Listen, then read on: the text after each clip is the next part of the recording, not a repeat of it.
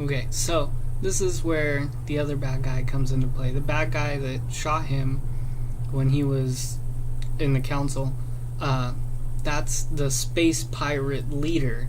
And the space pirate knows that there's not unlimited energy, and he wants more money for his planet, or not necessarily his planet, but just like his little group of people.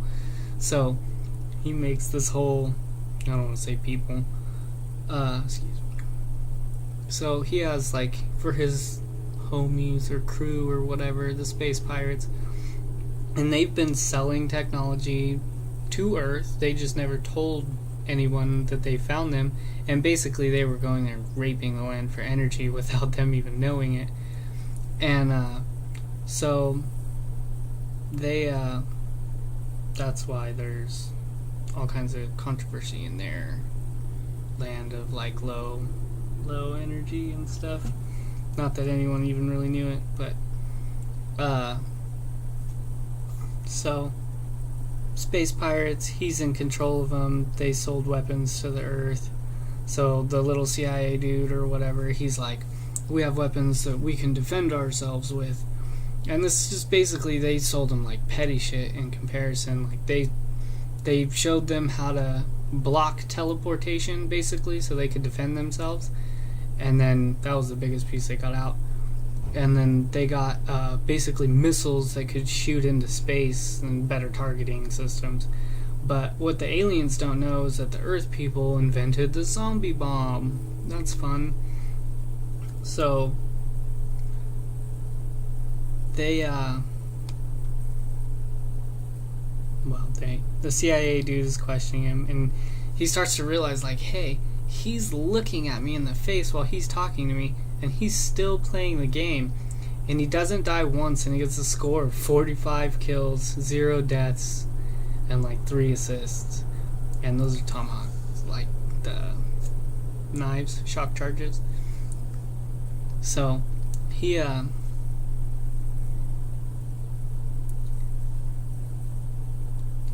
like, calls in the guards. He's like, okay, sedate him, and we're gonna take him to interrogation. And that psychologist guy walks in the room. But something really funny about how tall he is, and the fact that his mole is on the opposite side of his face. And the military police guys walk up first, and he's kind of sitting there fumbling with a needle, and you're like, why is the doctor fumbling with a needle? He starts walking towards them, and it's like, guards here, CIA dude here, TV over here, windows over here, right? So he walks up to the, like, in between them, and he's like, who am I stabbing with the needle again? And the guards are like, what the fuck? And he just stabs the CIA guy with the needle. This is just a sedation. And then it's his alien buddy bursting out of a cloaking device, which disguised him as the doctor. Why do you think he had to stay at that checkpoint? And so he grabs the 2 military police dudes, because they are gonna shoot him. Their intentions are to kill him, so he's defending himself. And he just grabs them and throws them out the window. They don't die, but obviously hurt. And so he goes, grabs the kid, and he's just like, the kid's like, oh, you're here, how funny is that? And they high five, because that's their little, like, funny thing, because the alien's like, what is a high five? And so at this point, he's on a more powerful version of what he had originally took, which is why the military killed his dad, because they were scared of him. And one of the things they did at one of the checkpoints was they took his shoes away. It's just like a dismobilization kind of thing. And he basically just starts walking out of the military compound. At this point, his intelligence is just like, he doesn't even have to look with that point you have of attention. Doesn't even have to look with the point of intention at the fire route to get out, and he's just like, oh, I have a map of the place. Those idiots posted pictures of it all over the walls. And so they're just basically walking out, and the thing is, they wait, they get shot at, and he knows he can feel this fool's emotion is he will kill me. So as soon as that guy is about, like, while he's making the decision to pull the trigger, he's just like, bam, shot him in the leg. Like, just messing with him. And they just go the fastest way, run out, and they're running through the forest, escaping. The alien has little things that are helping their radar not work, and so they're like, can't use cameras and shit like that because he has a little EMP bombs. He's just like, no cameras for you, son. And so they get out, they're running through the forest, and the alien kind of picks him up and runs for a way, which exhausts him, and they make it to this road that's right by there, and the kid sees the car coming. It's one of those trucks that's kind of like the ones we have that turn into like cover beds or whatever. They have like, I don't know, they're I think 6-seater trucks, and they do whatever, they change or whatever. They're cool, but it's kind of like one of those. And he's all, wait here in the forest, and he runs out, and he's just like, stop.